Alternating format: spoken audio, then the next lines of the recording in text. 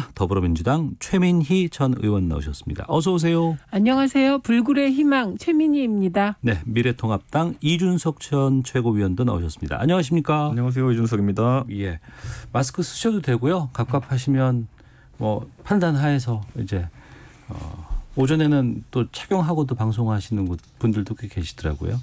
아무래도 대외 활동들이 많으시기 때문에 저희들도 항상 이 방역에 신경 쓰고 있다는 것 알려드리면서 시작하도록 하겠습니다.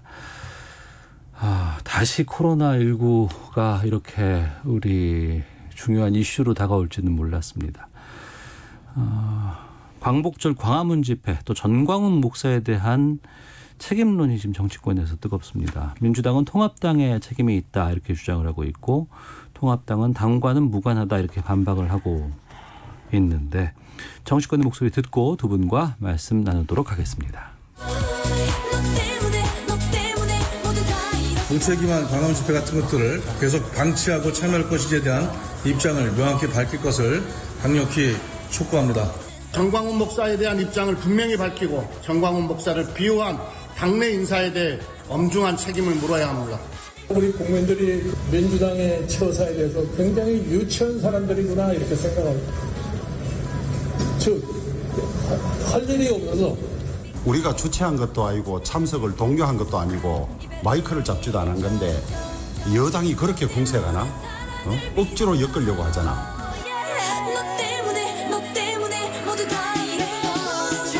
네, 더불어민주당의 윤관석 의원 또 김태년 원내대표 이어서 통합당의 김종인 비대위원장 주호영 원내대표의 발언 들었습니다. 지금 그 민주당 당대표 후보인 이낙연 의원 지금 자가격리하고 있잖아요. 스스로 능동적으로 지금 하고 있고 정치권에서도 이 확진에 대한 두려움도 상당히 좀 클 것 같아요. 어떻습니까? 글쎄요. 일단 이낙연 후보는 음성 판정을 받았지만 2주 격리예요. 그러니까 앞으로는 SNS를 통한 온라인을 통한 선거운동 이외에는 못하는 것이죠.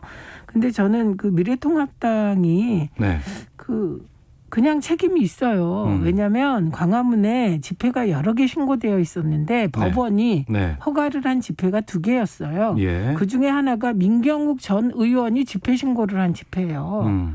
그리고 그 집회와 전광훈 집회가 섞인 것이거든요. 그렇기 때문에 무관하다고 계속 주장하고 반박할 필요가 없는 것 같아요. 이거는 그냥 민경욱 전 의원에 대해서 경위 파악을 하고 그냥 처리하면 될 일이고 홍문표 의원은 현역인데 가셨잖아요. 그런데 아무 말씀이 없으시잖아요. 그리고 차명진, 김진태 전 의원들이 다 민주당 의원들이 아니잖아요. 그렇기 때문에 이런 거는 오히려 그 대응하는데 왜 저러실까? 5.18 대응하듯이 민경욱 전 의원 조심했어야 했다. 그리고 사실은 좀 더 강한 조치가 필요하죠. 주옥순 씨 오늘 확진됐다는데 그분도 자유한국당 디지털 소통위원회 부위원장이었어요. 그렇기 때문에 이게 그 무관함만 주장할 게 아니라 참여한 당원들에 대하여 당원들이 많이 참여했다는 소식이 들려요. 그러면 당원들이 빨리 검사 받아라. 이 정도는 해야 되고 또 민경욱 전 의원은 부정선거 시비로 집회를 연 거거든요. 그렇기 때문에 이 부분은 민경욱 전 의원에 대한 분명한 태도가 필요하죠. 그리고 민주당이 통합당에 다 책임이 있다 이렇게 주장하는 거 아니에요. 그리고 광화문 집회가 사실 대확산에 가장 중요한 기폭제를 제공한 건 맞기 때문에 이런 거 가지고 소모적인 논쟁을 합니까 정치권이?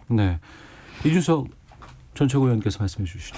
저는 결국에는 방역 전문가들도 이야기하지만 광화문 집회가 확산의 매개체가 될 수 있는지는 오히려 이제 저도 그렇게 될 거라 예상하지만은 앞으로 확인해야 될 지점입니다. 앞으로 확인해야 될 지점. 왜냐하면 8월 15일에 이제 집회가 있었기 때문에 오늘 날짜까지 예를 들어 그것을 기인한 어떤 확진자가 늘어났다는 어떤 자료 자체는 없거든요. 그렇기 때문에 사실 사랑제일교회에서 상당히 많은 수의 교인이 감염된 것도 그 전의 시점을 아마 의심해봐야 되는 것이 아니냐 네네. 이런 얘기가 나오고 있고 교회 내에서 그분들이 투쟁하고 뭐 이런 분들 그 과정 중에서 밀접 접촉자들이 많았기 때문이다 이렇게 분석하고 있기 때문에 네. 예를 들어 당장 지금 감염의 고리라고 할 수 있는 뭐 파주에 있는 한 커피숍만 하더라도 광화문 집회와 연관이 없지 않습니까? 보면은 밀폐된 카페 내에서 그 천정형 에어컨 때문에 그랬다라고 이제 과학적인 분석이 나오고 있는 상황인데. 네.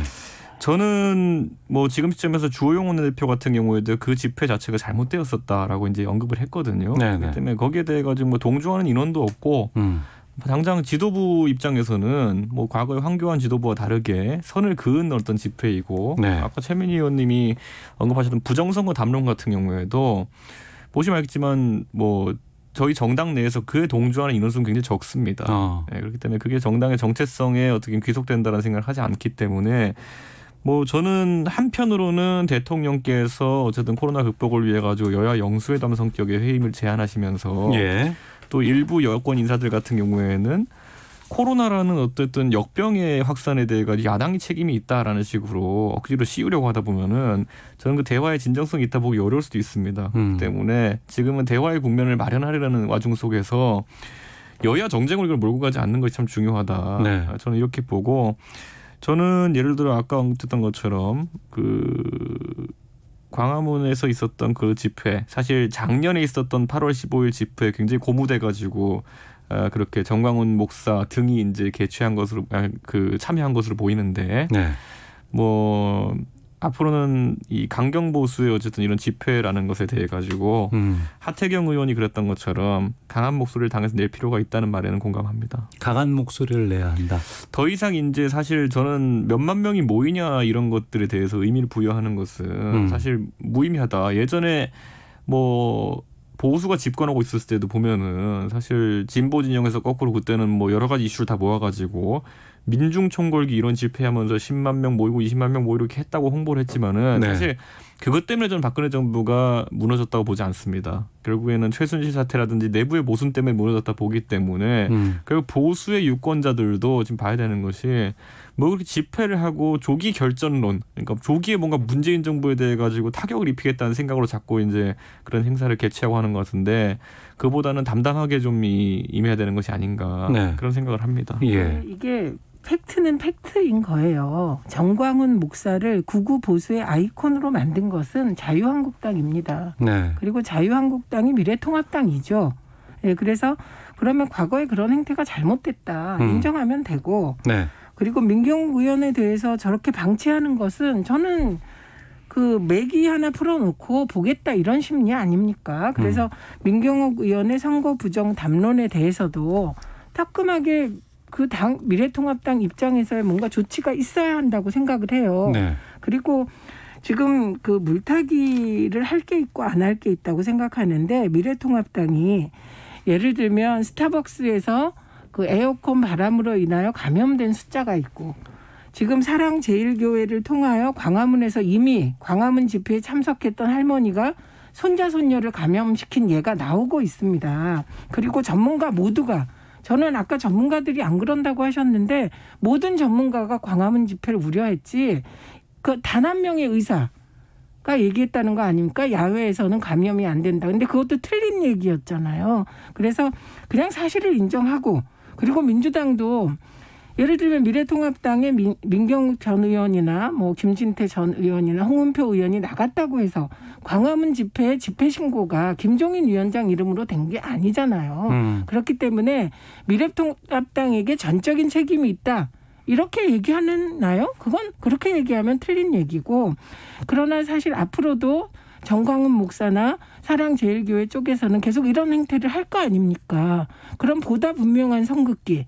그러니까 극우 보수 아이콘으로 정광훈을 만들어준 미래통합당이 이제는 정확하게 선을 그어주면 저는 많은 분들이 정광훈 목사의 실체에 대해서 정확히 바라보지 않을까. 이 정도까지입니다. 그리고 예. 늘 말씀드리지만 광화문 집회에서 확진자가 늘어났다고 하더라도 결국은 궁극적인 책임은 집권 여당이 지는 것이다. 이건 불변이에요. 예. 그러나 이번에는 그 판사의 판단이 또 개입됐기 때문에 복잡해졌죠. 그래서 아마 해당 판사도 지금 엄청 후회하시지 않겠습니까? 예. 이렇게까지 될 줄은 몰랐을 거예요. 그래서 다 같이 보다 그 방역 당국의 지침을 지금은 충실하게 따라야 할 때가 아닌가 싶습니다. 그래서 이제 그 사실 아까 차명진 의원 등 네. 그 집회에 참여하신 분들이 미래통합당과 어떤 교감이 있었냐라고 이제 의심하시는 분들이 있어서 차명진 전 의원이 15일에 광화문 집회 날 페이스북에 올린 내용 중 일부를 발췌해가지고 읽어드리자면요. 차명진 전 의원도 확진 받았죠? 네, 받았죠. 예. 아스팔트 세력을 우습게 보고 폄훼하던 김무성, 박형준, 이준석, 김종인 따위의 배신자들이 사지가 오그라들어 방구석에서 와들와들 떨었을 것이다. 그러니까 이 집회가 미래통합당을 그와 소통이 있었던 것이 아니라 미래통합당 깔려고 만든 집회예요. 그 밑에 보면 뭐라 돼 있냐면은 이놈들 어디 한번 다시 짓거려 봐라. 태극기 세력은 곧 소멸될 하찮은 존재라고. 세상 변하는 거 모르고 우리를 수국골통이라 하고. 이제 머지않아 이들의 함성 소리가 너희 집 안방으로 울릴 것. 저희 집이라는데요. 그러니까 이게 저희 어떻게 봐서 저희가 미래통합당과 이렇게 소통하고 같은 결을 가진 사람들의 집회겠습니까? 마지막에는 작년같이 죽 써서 미래통합당에 갖다 바치는 일은 다시는 없을 것. 배신자 기회주의자들도 반드시 그 쓰나미에 쓸려가고 말 것. 이 집회의 성격은요. 반 문재인 정권, 반 미래통합당입니다. 그렇기 때문에 이거는 제가 메시지의 결을 본다 하더라도 저희한테 왜 통제를 하지 않냐 이렇게 얘기하는데 애초에 저희랑 다른 길에서 계신 분이고 예를 들어 민경국 의원의 선거 부정 담론만 하더라도 저희 당에서는 이미 진상조사를 통해 가지고 거기에 근거가 없다고 저희 당 공식 기구에서 결론 내린 사안입니다. 그런데 거기에 대해 가지고 민경국 의원이 밖에 나가 사는 발언들에 대해서 당이 동조한다? 이런 건 전혀 아닙니다. 아니 그러니까 누가 소통했다고 했는지 그건 모르겠어요. 그 말 한 사람 잘못했겠죠. 네. 예를 들면 이런 겁니다. 박원순 전 시장은 자기의 어떤 잘못이 있었는지 없었는지 밝혀지진 않았지만 그러니까 생을 달리했어요. 그런데도 계속 민주당에 책임 묻지 않습니까? 그러니까 이건 무슨 얘기냐면 김진태 전 의원은 지금 현역 당협위원장이에요. 민경욱 의원도 당협위원장이에요. 만약에 민주당에 적을 두었던 어떤 의원이 큰 잘못을 저지르면 계속 민주당을 비난하게 되는 이것까지 미래통합당은 안 당하겠다. 그건 너무한 거죠. 그래서 저는 차명진 의원이 미래통합당과 소통하고 있다고 생각하지 않습니다. 네. 그러나 김진태 의원과 민경욱 의원은 현역 당협위원장이세요. 그렇기 때문에 분명한 경고는 해야 하는 것이다. 네. 네, 이 정도입니다. 그러니까 과거의 어떤 상황과 잘못에 대해서는 인정을 하고 끊고 그냥 가면 되는데 가면 되겠다. 아니다 하시면 아무도 안 믿어요. 왜냐하면 정광훈 목사가 일개 목사였는데 그분이 구구 보수의 아이콘이 될 때 가장 상징적인 장면이 황교안 자유한국당 대표가 같이 서서 힘을 실어줬기 때문이거든요. 네네. 그래서 그냥 끊고 가시면 되지 않나 합니다. 저희가 참고로 최민희 의원님은 잘 모르셨겠지만 저희가 다음 달부터 당무감사를 진행합니다. 그렇기 때문에 아까 말씀하셨던 당협위원장직에 관한 부분은 이런 아까 제가 봤을 때는 이 인사들 중에 발언 중에 과도한 부분이 있다든지 해당 행위에 해당하는 것이 있다고 했을 때 굳이 이제 윤리위원회를 가지 않더라도 당무감사 과정에서 지적될 수 있는 부분이기 때문에 김종인 위원장이 원래 인사를 할 때 속된 말로 과도한 칼질을 해서 언급이 된 적은 있지만 이분이 과소한 칼질을 해가지고 문제가 된 적은 없습니다.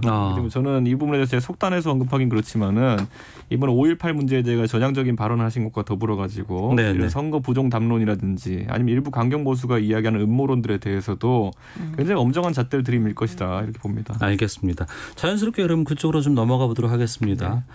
이 김종인 호의 쇄신 강조. 향후 방향성에도 많은 관심들이 좀 쏠리고 있습니다. 김종인 비대위원장이 어제 광주를 찾았습니다. 5.18 묘역에서 무릎을 꿇었고 또 당내 인사들의 5.18 망언에 대해서도 사과를 했습니다. 최민희 의원께서는 어떻게 보셨는지. 그러니까 저는 민주당이 굉장히 좋은 기회를 맞았다 이렇게 생각합니다. 무슨 일이냐면 민주당이 낸 5.18 3법이 있어요. 그게 그러니까 진상규명 관련한 거, 그다음에 명예훼손 관련한 거, 그리고 5.18 단체 통합법, 그리고 연금법 등이 있거든요. 이것을 통과시킬 굉장히 좋은 기회를 맞았다고 생각합니다. 그래서 일단 긍정적으로 보고 김종인 위원장의 행보를 그리고 이게 김종인 위원장에 대한 미래통합당에 대한 호남 지지율을 끌어올린 것도 인정해야 되고 그래서 저는 이번에 민주당이 5.18 3법을 통과시키고 지금 이 상황이라면 뭐 예를 들면 디테일한 부분은 조정할 수 있겠지만 과거처럼 5.18 3법 자체를 반대하지는 않을 거 아니에요. 네. 그래서 5.18 3법을 통과시키고 그동안의 5.18과 관련됐던 불필요한 소모적 논란을 종식시킬 좋은 기회가 됐다. 그래서 그렇게 갔으면 좋겠다. 이렇게 생각합니다. 네, 5.18 관련 법에 대한 입법 수준까지도 동의가 되는 부분인 건가요? 어떻습니까? 저는 뭐 당연히 저희가 이제 그 연금이라든지 이런 부분에 대해 가지고 훨씬 더 진일보한 어떤 정책을 채택하겠다라고 한 것은 당연히 그런 조치의 일환이고, 다만 이제 봐야 될 것은 5.18이라는 것이 지금까지는 뭐 일부 보수층에서는 논쟁의 대상으로 삼았지만은 이번에 김종인 위원장의 행보로서 논쟁의 대상이 아니라 같이 이제 좀 갖고 나가야 되는 대상이 되면서 네. 저는 5.18이 이제 일반 유공자들과의 어쨌든 상훈이라든지 아니면은 뭐 그 연금이라든지 이런 부분에 있어가지고 형평을 맞춰 나갈 필요가 있다 이렇게 네. 봐서 부족한 부분이 있으면 맞춰가고 예를 들어. 지금까지는 사실 두 가지 쟁점이 좀 있었습니다. 네. 그러니까 고등법원에서 판단하기로는 5.18 국가유공자에 대해 가지고는 명단 공개하는 것이 사생활 침해 요소가 있다. 그래가지고 이제 그것을 거부했고, 그래서 뭐 그런 부분에 대해서 보수 진영에서 제기하는 의혹도 있고 했는데, 사실 여러 지점에서 5.18은 다른 어떤 국가유공자, 독립유공자나 6.25 참전유공자와 다르게 다뤄진 지점들이 있습니다. 그런데 그것들을 하나씩 정리해 나가는 과정이 필요하고, 그 과정 중에서 김종인 위원장이 무릎을 꿇었다라고 하는 것은 네. 더 이상 이념 논쟁으로서 이거를 받아들이지 않겠다는 것이거든요. 그렇기 때문에 오히려 이제는 적정성이라든지, 그런데 예를 들어 5.18에 대해서 폄훼하는 것을 법으로 처벌한다라고 하는 것은 사실 특별법의 성격이 있는 것이거든요. 그런데 네. 그게 아니라 일반적으로 예를 들어 사자 명예훼손이나 아니면 뭐 그런 과거사의 왜곡에 대해 가지고 꼭 5.18만 일반론적으로 다룰 수 있는 부분이 있는지 그걸 살펴야 되고, 특별법은 최소화해야 되는 거 아니냐, 이런 입장 정도는 견지할 거로 보입니다. 좋잖아요. 어쨌든. 그 궁금한 게 근데 이제 그 지금까지의 상황과 상당히 좀 그 다르게, 그리고 이제 변화가 확실하게 지금 드러난 거 아니겠습니까? 네. 근데 입법 과정은 이제 원내에서 이제 이게 전개가 되는 부분인데 이런 부분까지도 다 동의가 되고 있나요, 당내에서? 아까 말씀드렸던 것처럼 결국에는 지금 나와 있는 법안들 중에는 이제 특별법적인 성격이 굉장히 강한 것들이 있습니다. 그것은 저희도 이해하는 것이 뭐 선거 과정 중에서 그 직전에 입법된 것들 같은 경우에는 다소간에 어쨌든 좀 뭐 그 유권자의 심리를 헤아려서 만든 네. 조항도 있을 것인데, 저는 이제 아까 말했던 것처럼 너무 특별법의 성격을 띠게 되면은 이 법의 지속 가능성이 또 문제가 될 수 있습니다. 그렇기 때문에 이런 어떤 역사적 왜곡이나 이런 것에 대해서 총체적으로 대응하는 형태의 일반법으로 간다고 한다면은 저는 뭐 그거는 미래통합당에서 반대하거나 네. 그렇게 할 이유가 없어 보입니다. 예. 그러니까 저 말은 답변이 안 된 거죠. 그러니까 일단은 김종인 위원장과 지도부 일부의 생각과 태도라고 봅니다. 그러니까 앞으로 저는 5.18 3법이 통과되고 그 과정에서 김종인 위원장의 정신이 미래통합당에서 관철된다면 네. 이건 정말 대한민국, 저는 김종인 위원장이 비대위원장 맡은 것이 이거 하나만으로도 커다란 의미가 있다고 생각을 합니다. 그래서 지금 말한 특별법과 일반법은 그건 이제 법률 관련하여 토론을 하겠죠. 근데 토론조차 안 했었어요. 과거에는. 무조건 5.18 그러면 폄훼하고 뭐 이런 태도였거든요. 그랬기 때문에 굉장히 큰 변화라고 봅니다. 그래서 민주당이 이 변화의 계기를 잘 살려서 여당답게 이게 뭔가 성과를 내는 그런 식으로 끌고 갈 수 있으면 금상첨화일 것 같습니다. 그러니까 이게 저희 보수정당 입장에서는 5.18이라는 것에 대해 전향적인 입장을 취하는 것이 굉장히 그 천천히 그 돌다리를 두드려가면서 움직여야 되는 부분인 거는 아마 여권도 이해를 하고 있을 거라고 봅니다. 네. 왜냐하면 지금까지 있었던 당내 다른 이견들을 이제 정리하는 과정이기 때문에, 그리고 성을 공격할 때도 앞에 해자라고 하죠. 물 메우고 그다음에 성병 뭐 대포 부시고 그다음에 사다리 이제 깔아야 되는 건데, 지금 시점에서 오히려 여당에서 그러면 당장 다음 국회에서 빨리 입법 절차 자체 입법은 완성체가 돼야 되는 것인데 그걸 서두르게 한다는 것은 저는 뭐 말하신 것처럼 지도부의 입장은 정리가 됐겠지만은 네. 당내 이견들을 정리해야 되는 과정이 있기 때문에 가긴 갈 겁니다. 그런데 너무 빨리 갈 수는 없다라는 것도 저희 사정임을 이해해야 됩니다. 알겠습니다. 그럼 하나만 짧게 두 분께 여쭤보고 다음 주제로 좀 넘어가 보도록 하겠습니다.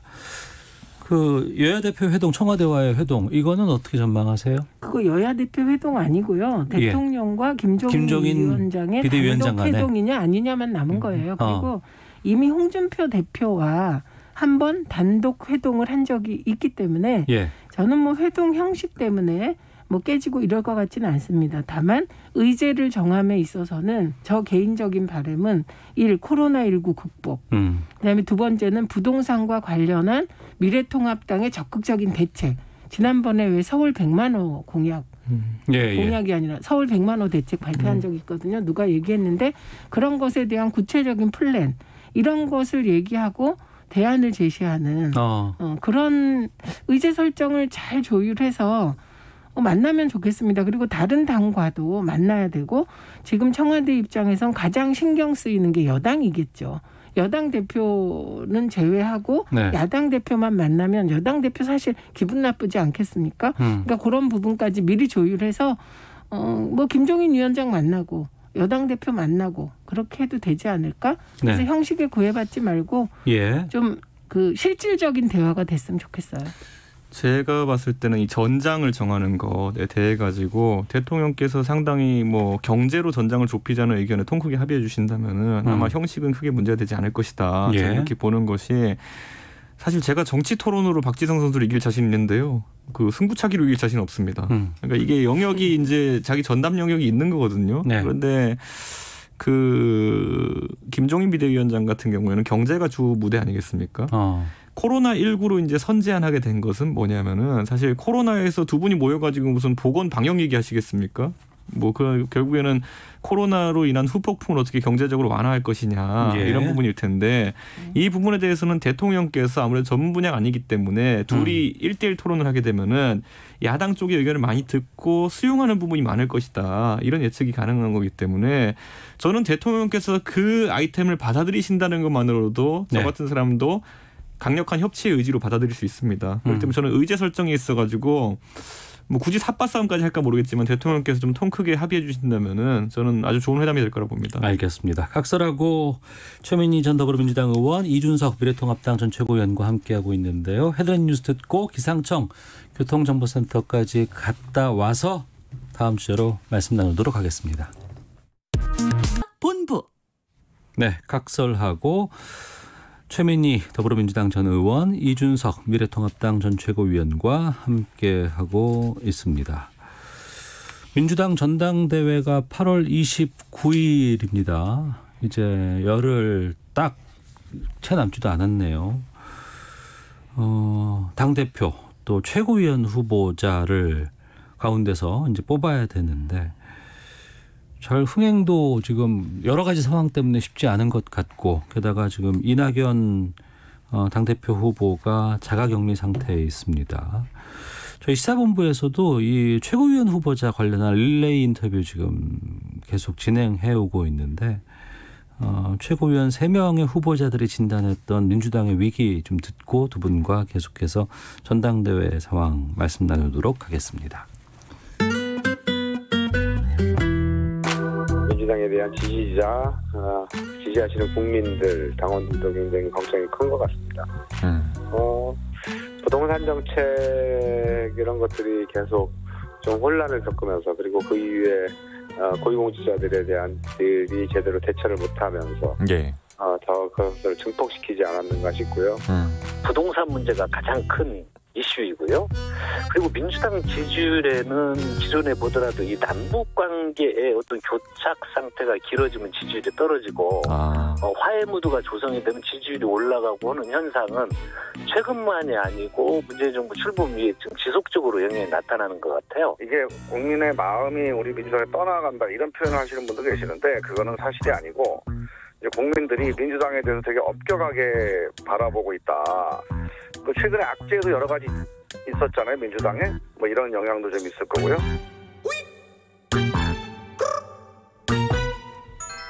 네, 최고위원에 출마한 이원욱, 한병도, 김종민 후보 인터뷰 내용 들어봤습니다. 당대표에는 이낙연, 김부겸, 박주민 이렇게 3파전이고, 최고위원은 8명의 후보가 지금 올라와 있는 거죠. 먼저 최민희 의원께 먼저 질문 드려야 될 것 같은데 전당대회가 29일인데 이낙연 후보가 음성 판정은 받았지만 밀접 접촉자라고 해서 2주간 자가격리에 들어갔습니다. 자가격리가 31일에 끝나거든요. 어떻게 되는 겁니까? 그냥 후보로서의 선거운동을 오프해서 못하는 거죠. 그러니까 오프라인에서 못하고. 네, 그러니까 이제 온라인으로 전환하셔서 해야 되니까 이낙연 후보는 사실 만나보면 네. 이렇게 아우라가 있고 되게 좋은 분인데 그럴 기회가 사라졌으니까 선거운동에 있어서는 불리해진 것 같아요. 그런데 이런 상황에선 또 대세론이 유지될 수 있죠. 네. 상황이 어려우면. 그렇기 때문에 플러스 마이너스 제로일 것 같아요. 근데 지금 3명의 최고위원 후보가 말씀을 하셨는데 지지율이 부동산 대책 하나로 떨어지는 일은 제가 보기에는 없습니다. 네, 그리고 뭐 하나로 떨어지는 거 아니고 오래 지켜보다가 부동산 문제에 대한 불만이 기폭제가 되는 이런 형식이었을 것 같아요. 네. 그래서 도덕성이나 위선 프레임 부분은 이건 정말 진보 모두가 심각하게 고민하고 자기 성찰해야 되는 상황이라고 생각해요. 물론 저는 박원순 시장 건에 대하여는 이게 명확한 사실이 밝혀지길 기대합니다만 어쨌든 안희정, 오거돈 그리고 그 이외에 자잘한 여러 가지 도덕적인 문제들이 바탕에 깔려 있어서 진보에 대한 실망이 있었다. 그래서 여성 지지층이 많이 빠져나갔어요. 네. 그리고 거기에다가 뭐 남북관계 성과가 나타나지 않는 데 대한 피로감 이런 게 깔려 있어서 답답한 상황에서 이제 부동산 대책이 나왔는데 저는 이 부동산 대책은 시간을 두고 좀 평가해야 될 거라고 보긴 합니다. 왜냐하면 반대하는 사람들은 조직돼서 시위까지 하고 네. 임대사업자 같은 경우. 그런데 수혜를 보는 분들은 이 정도로 과연 내 이익이 지켜질까? 그래서 관망하고 있기 때문입니다.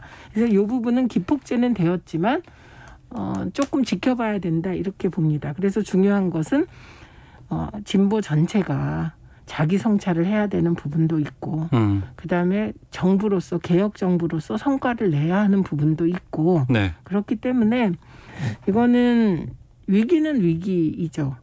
그러나 이 상황에서 뭐 예를 들면 갑자기 김종인 위원장이 좌클릭한다 그래서 민주당이 그러면 우클릭할 것인가 이런 부분은 깊은 고민이 필요하다고 생각합니다. 네. 4월 총선에서의 분위기와 넉 달 지난 지금 전당대회를 맡고 있는 민주당의 분위기는 상당히 다릅니다. 관전 포인트 지금 어떻게 보고 계세요? 전당대회를 앞둔 민주당의 입장. 저는 이제 민주당이 가지고 있는 이제 모순점들이 하나씩 나타나고 있다. 저는 이렇게 보는 게 네. 결국엔 집권 4년 차면은 이제는 성과에 대해서 이야기를 해야 되는 시점이거든요. 우리 정부는 이거는 성공시켰습니다. 이렇게 얘기해야 되는데 그 지점이 참 모호해졌습니다. 왜냐하면 경제 실정이라고 하는 것은 많이 부각이 되고 있고 네.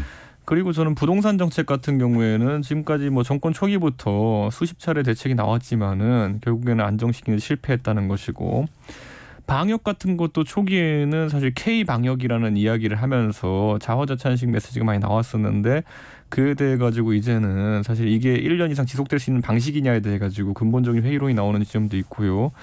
저는 뭐 그거 외에도 외교 관계만 봐도 북한 초기에 이제 이렇게 하면 잘 될 거야 해가지고 갔는데 어느 때보다도 북한과의 관계가 좀 이상해지고 있는 상황이고 그리고 일본과의 관계도 생각해 보시면은 다시는 일본에게 지지 않을 것 이런 메시지 남긴 다음에 그 다음에는 쥐소미아 갖고 싸우는 것 같다가 결국에는 마지막에 종결된 모습은 일본이 태도 변화를 보이지 않으면 쥐소미아는 폐기할 것이다. 하지만 지금은 유예해주겠다. 이렇게 한 지가 벌써 이제 반년이 넘었거든요. 그 반년 동안 일본의 태도 변화가 없었던 것 같은데 그럼 쥐소미아는 이제 폐기해야 됩니까? 그러니까 저는 이런 것 자체가 초기에 구호는 다 좋았고 전 선의는 존재했다 봅니다만은 어느 것 하나 해결된 것이 없는 상태로 구호만 남아있는 것이 많기 때문에 이제는 이번에 선출되는 민당 지도부 같은 경우에는 이것들에 대해 가지고 최종 보고서를 국민들한테 전달해야 될 의무가 있습니다. 네. 예를 들어 쥐소미아 그때 폐기하겠다고 했는데 일본의 수도변은 전혀 없고 그럼 이제 폐기할 것이냐. 아니면 그때 말이 좀 잘못되었던 것이냐. 하나씩 대통령의 부담을 덜기 위해서라도 당이 그런 것에 앞장서야 되는 시기가 왔거든요. 예. 그래서 이번 지도부 같은 경우에는 여당으로서 정부를 서포트하는 데 있어가지고 정리의 역할이 참 중요한 지도부가 됐다. 그래서 아마 당원들도 그렇고 그런 부분을 기대하는 사람들이 참 많을 것이다. 네. 이렇게 좀 봅니다. 그런 사람 별로 없어요. 그리고 당대표 선거는 정리하는 선거가 아니에요. 그리고 정부는 이제 개혁 정부라도 집권을 하면 정부는 사실 보수화돼 가는 거죠. 당은 보수화되면 죽는 거죠. 그런데 이번 민주당 당대표 선거가 관심 부분은 좀 다르고 조홍천 의원이 논쟁이 없다, 비전이 없다. 그 두 개가 같은 말이거든요. 비전을 놓고 싸우지 않기 때문입니다. 예를 들면 기본소득을 갖고 첨예하게 붙었다면 관심이 집중됐겠죠. 부동산 정책 가지고 첨예하게 붙었다면 관심 집중됐을 텐데 지금 말씀하신 예가 다 틀려서 제가 경제실정부가 OECD 중에 마이너스 0.08% 선방하고 있다고 얘기하고 코로나19 자화자찬한 적 없고 외국 언론이 그랬고요. 그다음에 대북관계가 어느 때보다 이상하다고요? 아니죠. 이명박근혜 때는 대북관계가 파탄 났었습니다. 그다음에 일본의 경우는 일본의 경제보복으로 대한민국 ICT와 바이오 망할 것 같았어요. 우리가 다 그 신물질 개발하지 않았습니까? 그래서 그건 아닌 것 같습니다. 알겠습니다. 시간이 지나서 마치도록 하겠습니다. 자, 반론. 이럴 때도 있는 겁니다. 짧게 시간 드릴까요? 예. 근데 저는 그 정부에서 잘한 것 잘못한 구분해서 이제 인정할 건 인정하고 빨리 정리할 건 정리해야 된다. 네. 아까 대일 문제만 하더라도 장기화되고 있는데 정부가 초기에 약속했던 타임라인이나 로드맵과는 전혀 무관한 방향으로 흘러가고 있는 것이 사실입니다. 그렇기 때문에 지금 상황에서는 정리를 좀 해야죠. 네. 각설하고 마치겠습니다. 예. 두 분 말씀 잘 들었습니다. 고맙습니다. 네. 감사합니다.